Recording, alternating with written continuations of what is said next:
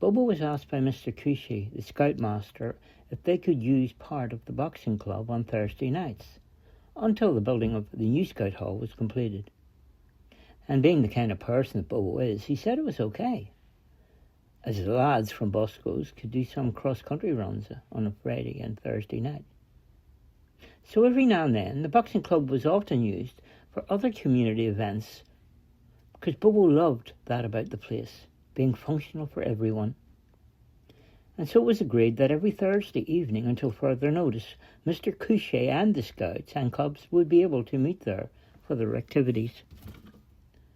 Among the activities, there were games to be played and skills to learn, like tying various rope knots, and marching and drill practice, and of course, Mr. Cushy's favourite things, like storytelling and putting on plays for the parents.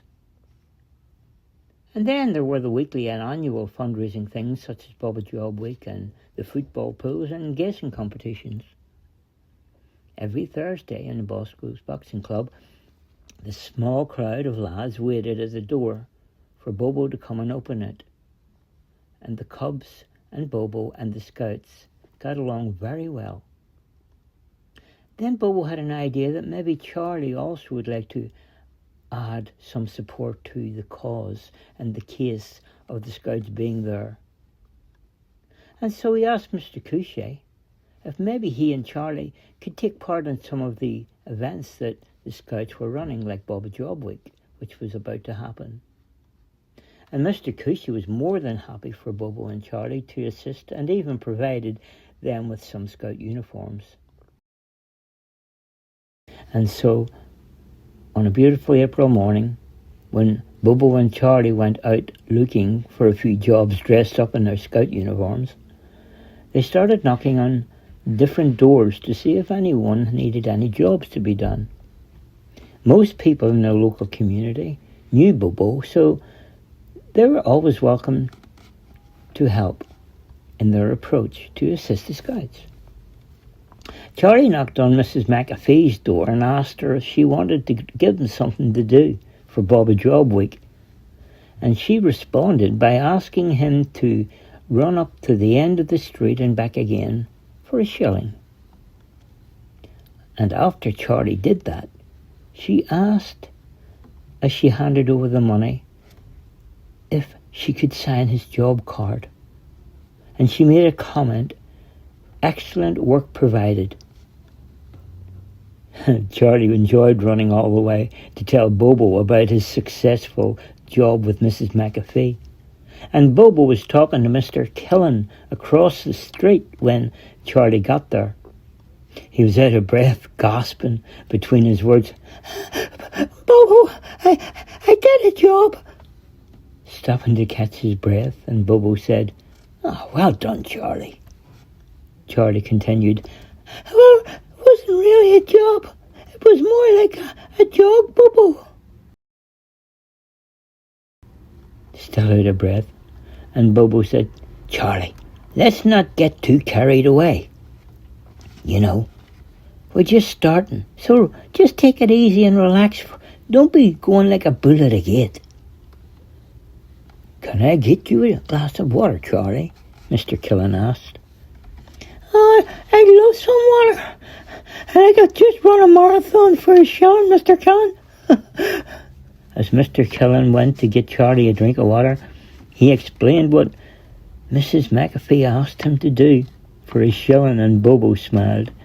And he said, "I hope all our jobs are that easy, Charlie." Mr. Killen returned and gave a bottle of water for both the lads. And Bobo asked if he could wash Mr. Killen's windows of the house for Bob Job Week, and he replied, "Well, I don't see why not, Bobo.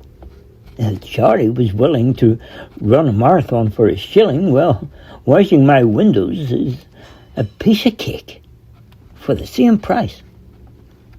Bobo and Charlie decided to keep knocking the doors for a little while to get some more work for Bob Job Week. Then Bobo remembered that he had to go and get his step ladder to clean the windows. As he did, he looked at Charlie and he said, "You wait here and keep doing the door knocking, Charlie, okay? I'm going home to get the stepladder. Just be friendly. And when you knock on the door, remember to smile. Keep the great work going, Charlie. I'll see you soon." So Charlie went over to Mr. Donaghy's house and knocked on the front window pane.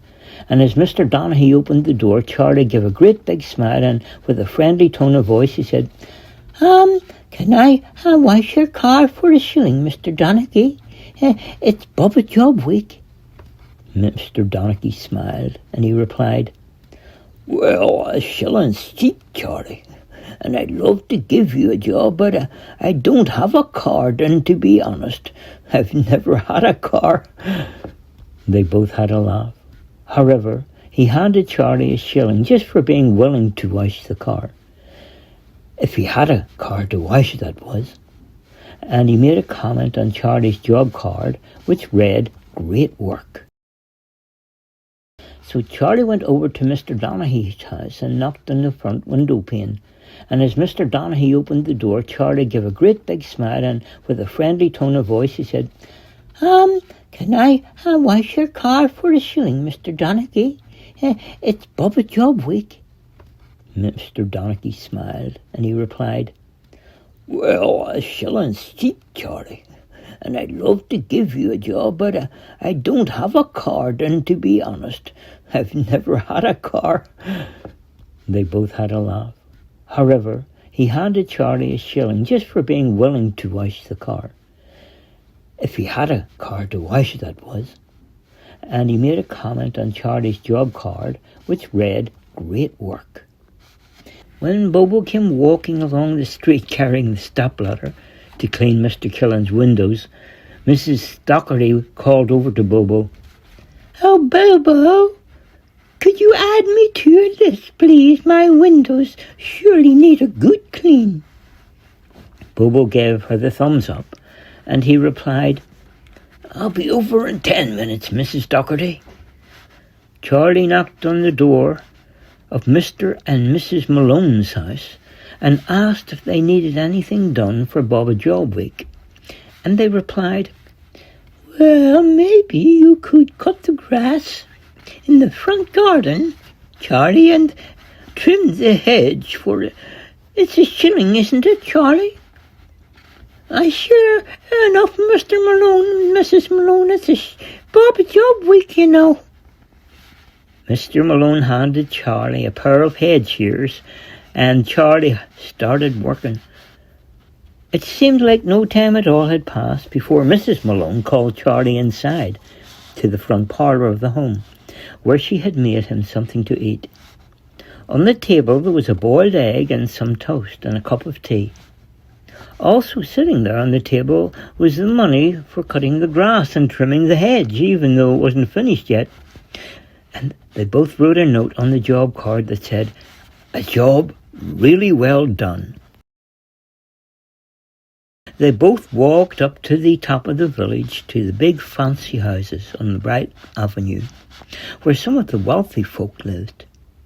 And standing there at the front door of one of the houses, a woman called over even before they had reached the gatehouse to knock on the door. "Hi, hello there. I was wondering, do you clean windows?" And Bobo and Charlie smiled. "Oh, yes, we do. It's Bubba Job week," said Charlie. "Oh, yeah, Bubba Job week. Would you like your windows cleaned?" said Bobo.